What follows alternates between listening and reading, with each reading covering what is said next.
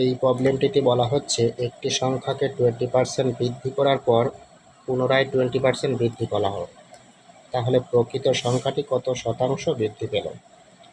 যদি কোনো সংখ্যাকে পরপর বৃদ্ধি বা হ্রাস করা হয় তাহলে সঠিক ফর্মুলা হচ্ছে x plus y plus x y by 100%। এখানে x ইকুয়াল টু 20